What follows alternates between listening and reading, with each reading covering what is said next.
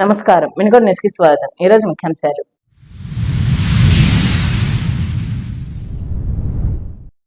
బంగారం మాయం చేశారంటూ వినుకొండలో మహిళా ఆందోళన. గోల్డ్ లోన్ సంస్థ ముందు బైఠాయింపు.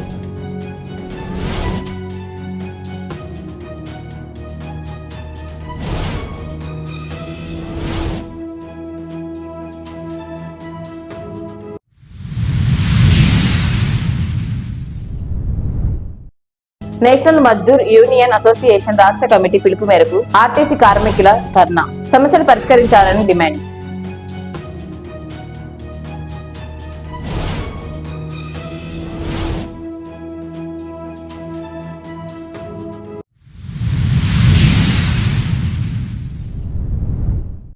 పేద విద్యార్థులకు ఉచిత కోడింగ్ శిక్షణ తరగతులు సద్వినియోగం చేసుకోవాలన్న నిర్వాహకులు రామాంజిరెడ్డి.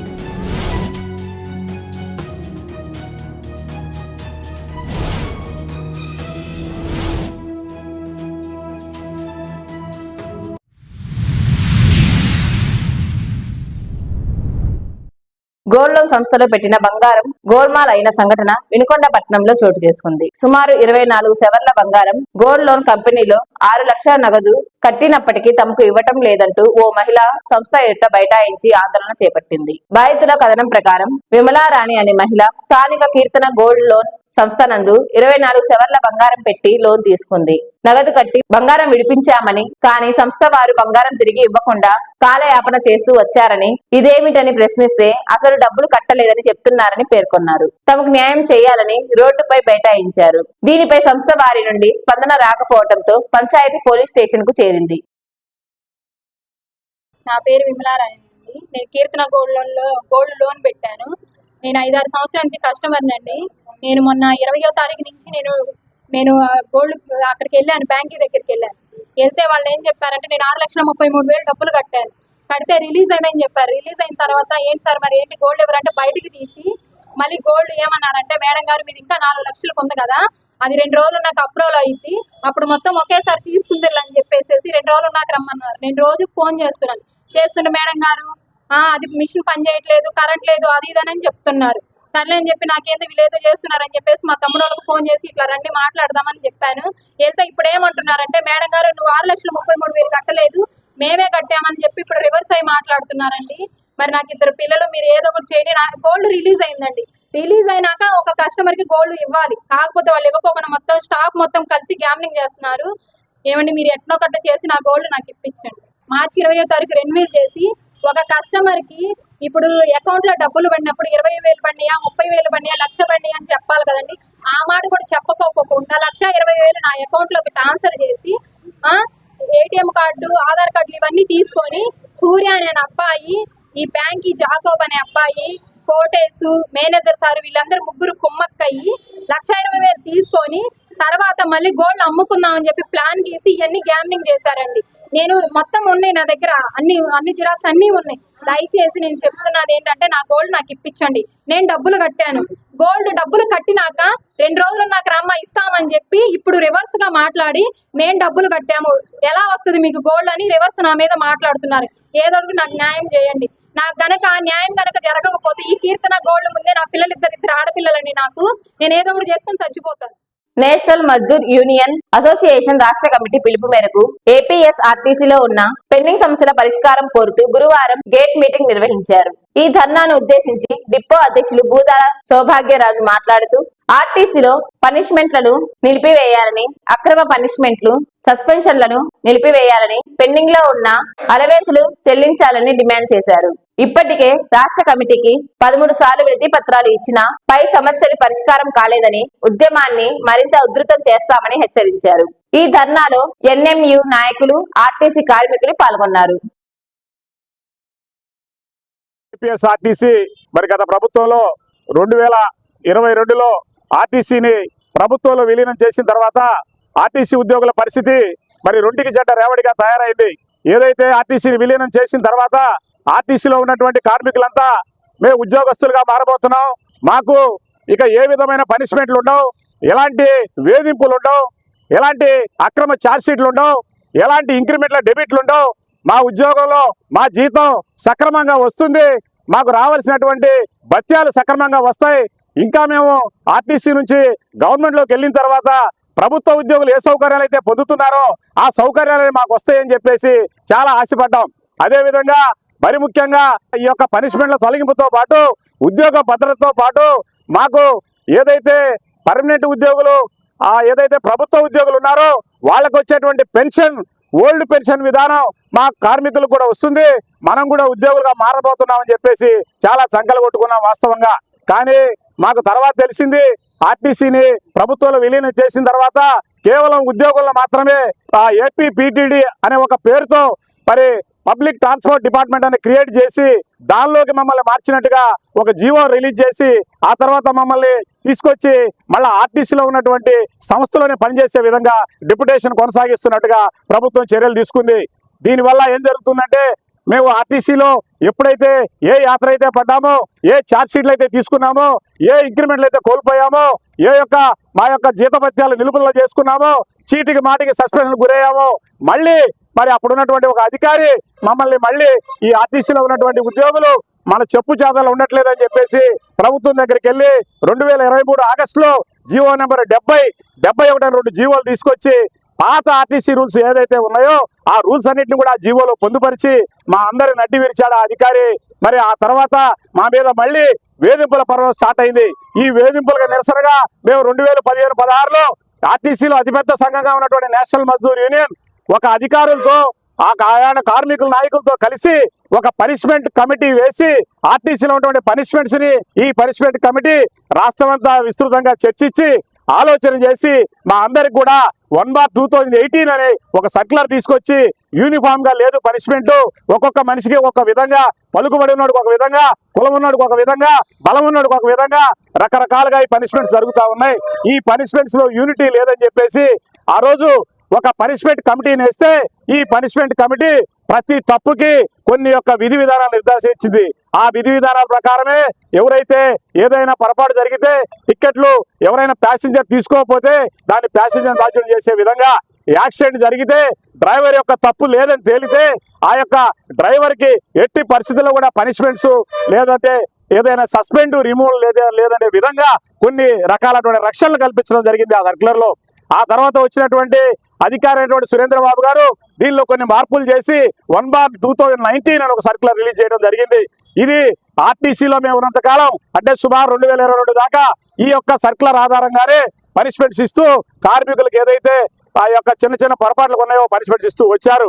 అయితే ఎప్పుడైతే 2023లో ఈ 70/71 జీవో వచ్చిందో మళ్ళా ఈ సర్క్యులర్ని పక్కన పెట్టేసి మళ్ళీ పాత విధానం ప్రకారం మరి ఈ యొక్క బ్యాగులో 150 రూపాయలు ఉండాలా, 149 ఉన్నాయి అని చెప్పేసి వేల కోట్ల రూపాయలు మరి ఆర్టీసీలో అధికారులు అవినీతి చేస్తా ఉన్నా కానీ ఒక కండక్టర్ 26 సంవత్సరాలు సర్వీస్ చేసి 30 సంవత్సరాలు సర్వీస్ చేసిన కండక్టర్ 2 రూపాయలు తక్కువ కొట్టాడనో 5 రూపాయలు ఎక్కువ తీసుకున్నాడనో లేకపోతే అలాంటి తన ప్రమేయం లేకపోయినా ఈరోజు మోటార్ సైకిళ్ళు రోడ్ల మీద విచ్చలవిడిగా వస్తూ ఉంటే ఇలా డ్రైవర్ సోదరులు చాలా భయకంపితులు అయ్యి ఇలా ఉద్యోగం చేయడానికి ఇబ్బంది పడతా ఉంటే వాళ్ళ పొరపాటు లేకపోయినా ఏదైనా ఒకళ్ళు అకారణంగా వచ్చి ఆ మోటార్ సైకిల్ గుద్దుకున్నా కూడా పెద్ద వెహికల్ చిన్న వెహికల్ మరి చట్టంలో ఉన్నటువంటి వకారియస్ లయబిలిటీ అనే చట్టాన్ని అడ్డం పెట్టుకొని ఈ రోజు మా యొక్క డ్రైవర్ సోదరుల మీద ఆ యొక్క కేసులు నమోదు చేసి ఈ రోజు వాళ్ళ లైసెన్స్ సస్పెండ్ చేసి ఇలా 6 నెలల పాటు వాళ్ళ జీవితాలని వాళ్ళ కుటుంబాలని అంధకారంలో నెడతా ఉన్నారు. కొన్ని చోట్ల మేనేజర్లు ఇంకా వాళ్ళ ఇష్టాన్ని రాజ్యంగా వ్యవహరిస్తూ సంవత్సరం పాటు కూడా తిప్పుతా ఉన్నారు. ఇప్పుడు ఇదే డిపోలో 3 డ్రైవర్ల కేసులు ఉన్నాయి. 3 డ్రైవర్ల కేసులు 2 నెలలు దాటినప్పటికి కూడా ఈ డిపో మేనేజర్ గారు నిమ్మకి నీరెత్తినట్టుగా ఉన్నాడు. మరి ఏదో ఒక పనిష్మెంట్ ఇవాళ 2 నెలల్లో ఏ విషయమైనా సస్పెండ్ చేయటమా, రిమూవ్ చేయటమా, లిఫ్ట్ ఇవ్వటమా ఏదో ఒక డిసైడ్ చేసుకోవాలా. మేనేజర్ గా దాదాపు 2 లక్షల రూపాయల జీతాలు చెల్లించేది మీరు నిర్ణయాలు తీసుకోవడానికే. ఏ నిర్ణయం తీసుకోకుండా తాత్సారం చేస్తా మరి ఇతర యూనియన్లని తన వెంట తిప్పుకుంటా ఉంది మాగదు లాంటి యూనియన్లు అడ్డం పెట్టుకొని ఏ కార్మికులకు అన్యాయం చేస్తా ఉన్నారు. ఇది సహించం. ఎట్టి పరిస్థితుల్లో గల నేషనల్ మజ్దూర్ యూనియన్ ఏ విషయంలో కూడా పోరాటానికి ముందు చూస్తుంది కానీ వెనక్కి తగ్గే ప్రసక్తే లేదని చెప్పేసి నేను ఈ యొక్క ధర్నాముఖంగా తెలియజేస్తా ఉన్నాం. అదేవిధంగా రాష్ట్ర వ్యాప్తంగా మేము ఇలాంటి సమస్యలన్నిటి మీద అలాగే మాకు ఈహెచ్ఎస్ కార్డులు ఇచ్చారు, ఎంప్లాయీ హెల్త్ ఇన్సూరెన్స్ అని మా జీతంలో 225 రూపాయలు అకారణంగా కట్ చేస్తా ఉన్నారు. దీనివల్ల మాకెవరికి కూడా కార్పొరేట్ హాస్పిటల్లో ఈహెచ్ఎస్ కింద వైద్యం జరగడం లేదు. ఈ విషయాన్ని మరి గత ప్రభుత్వం దృష్టికి తీసుకెళ్లాం, ఈ ప్రభుత్వం దృష్టికి తీసుకెళ్లాం. ఇప్పటికీ ఈ యొక్క సౌకర్యాల మీద అలాగే 114 జీవో ఇచ్చారు. పోయినసారి ప్రభుత్వంలో 300 రూపాయలు మాకు నైట్ అవుట్ అలవెన్స్ ఇస్తామని చెల్లిస్తామని చెప్పేసి కొన్ని నెలల పాటు కొన్ని డిపోల్లో చెల్లించారు. తర్వాత ఏంటయ్యా అంటే నైట్ అవుట్ అని మీ ఆర్టీసీలో ఉంది, మా ప్రభుత్వంలో నైట్ షిఫ్ట్ అని ఉంది, కాబట్టి ఇది జీవోలో ఈ షిఫ్ట్ అనే మాట మార్చాలన్నారు. ఈ మాట మార్చడానికి ఒక ప్రభుత్వమే మారింది. ఈ ప్రభుత్వంలో మార్చిన తర్వాత మళ్ళా ఇప్పుడు ట్రెజరీ అధికారులు ఏమంటున్నారంటే, ఏమండి మీ వాళ్ళు హైదరాబాద్ ఒక నైట్ వెళ్తారు, మళ్ళీ ఒక నైట్ వస్తారు, 400 ఇవ్వము, 150 రూపాయలు మాత్రం ఇస్తామని చెప్పేసి మళ్ళా పేచి పెట్టారు. దీని మీద మా రాష్ట్ర కమిటీ ఇప్పటికీ 12 సార్లు ఈ యొక్క ఆర్టీసీ ఎండీ గారికి, ద్వారకా తిరుమలరావు గారికి, అలాగే రాష్ట్ర ప్రభుత్వానికి, ప్రభుత్వ ప్రధాన కార్యదర్శికి 12 సార్లు వింతపత్రం ఇచ్చాం. ఇప్పటికీ కూడా ఈ యొక్క రాష్ట్ర ప్రభుత్వంలో కానీ మేనేజ్మెంట్ లో కానీ చల్లవ లేదు. ఎవరు కూడా ఆర్టీసీ ఏం చెప్తున్నారంటే మాకు బోర్డు ఏర్పడలేదంటున్నారు. బోర్డు ఎందుకు ఏర్పడలేదంటే మాకు కేబినెట్ ర్యాంక్ లేదని చైర్మన్ గారు చెబుతున్నాడు. ఐపీఎస్ రిటైర్డ్ అధికారిని ఆర్టీసీకి పెట్టారు. ఎలాంటి నిర్ణయాలు తీసుకోకుండా ఎలాంటి ఏ విధమైనటువంటి పరిపాలన జరగడం లేదు. ఈడీల దగ్గర నుంచి డిపో మేల దాకా అంతా కూడా ప్రమోషన్లు లేకుండా ఓన్లీ కేవలం డిప్యుటేషన్ మీద కొనసాగుతా ఉంది. ఆర్టీసీలో ఇష్టారాజ్య వ్యవహారం జరుగుతూ ఉంది, లంచాలు పెరిగిపోతా ఉన్నాయి, మరి ఆ కార్మికులు ఇబ్బంది పడతా ఉన్నారు, రిటైర్మెంట్ పాలసీ పెరుగుతా ఉంది, ట్రాన్స్ఫర్లు ఇంతవరకు ఇవ్వలేదు, ప్రమోషన్లు ఇవ్వలేదు. వీటన్నిటి మీద నేషనల్ మజ్దూర్ రాష్ట్ర వ్యాప్తంగా ఈ నెల 2-3 తేదీల్లో ఎర్ర బ్యాడ్జీలు పెట్టి నిరసన తెలియజేశాం. అదే విధంగా మళ్ళీ 11-12 తేదీల్లో ఈ యొక్క గేట్ మీటింగ్ల ద్వారా ఈ రాష్ట్ర ప్రభుత్వానికి, ఈ మేనేజ్మెంట్ కి మా యొక్క నిరసనని, మా యొక్క ఆందోళనని, మా సమస్యల్ని ఈ పూర్వంగా తెలియజేస్తామని చెప్పేసి మీ అందరికి తెలియజేస్తూ ఈ ధర్నాకు హాజరైన మిత్రులందరూ కూడా మరి ధన్యవాదాలు తెలియజేస్తా ఉన్నాం. సీనియర్ న్యాయవాది ఏజీపీ ముప్పాల నాగేశ్వరరావు పుట్టినరోజు వేడుకలను వినుకొండ పట్టణంలోని శివశక్తి ఫౌండేషన్ మాజీ మేనేజర్ జీవి రమణ కార్యాలయంలో ఘనంగా నిర్వహించారు. మిత్రులు, సన్నిహితుల మధ్య జరిగిన ఈ కార్యక్రమంలో కేక్ ను కట్ చేసి పంపిణీ చేశారు. జ్ఞానేశ్వరరావు భవిష్యత్తులో ఎన్నో పదవులు అలంకరించాలని వారు ఆకాంక్షించామన్నారు. ఈరోజు మన లాయర్ గారు, టీడీపీ సీనియర్ న్యాయవాది, ఏజీపీ అసిస్టెంట్ గవర్నమెంట్ ఫెడరల్ నాయకులు, మా మిత్రులు, మా ఆత్మీయులు, మా కుటుంబ సభ్యులు జ్ఞానేశ్వరరావు గారికి జన్మదిన శుభాకాంక్షలు ఈరోజు జరుపుకోవడం మాకు సంతోషకరంగా ఉంది. ఈ కార్యక్రమానికి మా ఆహ్వానం మన్నించే అందరికీ కూడా హృదయపూర్వక ధన్యవాదాలు. తమ్ముడు ముందు ఇంకా ఎన్నో కార్యక్రమాల్లో ముందు చేయాలని, ఈ నియోజకవర్గంలో సేవా కార్యక్రమాలు, అనేక సేవా కార్యక్రమాలు తమ్ముడు ముందుంటాడు జ్ఞానేశ్వరరావు గారు.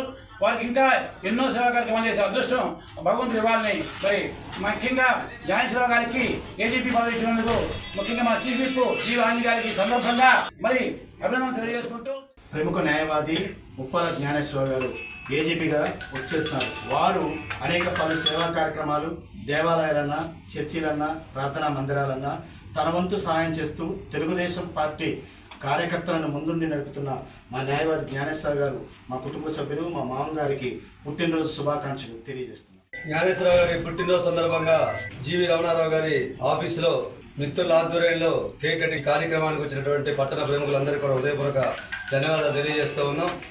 చదువుకునే రోజుల నుంచి కూడా జ్ఞానేశ్వరరావు సహాయాలకి ముందున్నటువంటి మంచి మనిషి. అదేవిధంగా పార్టీలో కానివ్వండి, స్నేహానికి కానీ చాలా విలువ ఇచ్చేటువంటి మనిషి.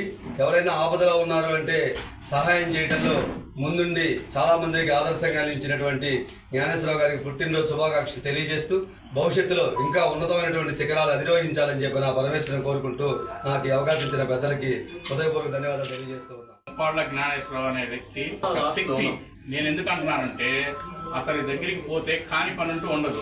మా బావమరిదికి జన్మదిన శుభాకాంక్షలు తెలుపుకుంటూ, మా గురువు గారు శ్రీ జీవి రమణారావు గారు వారి ఆఫీస్ నందు ఈ కేక్ కటింగ్ కార్యక్రమం నా ఆత్మీయుల మధ్య, మా బావగారు దెన్న గారి మధ్య, మా తమ్ముళ్ళు విశ్వం, ల్యాబ్సేను, మా అన్నయ్య శ్రీనివాసు, అలానే మా ఆప్త మిత్రుడు, మరి సేవా కార్యక్రమాల్లో నాకు ఒక రోల్ మోడల్.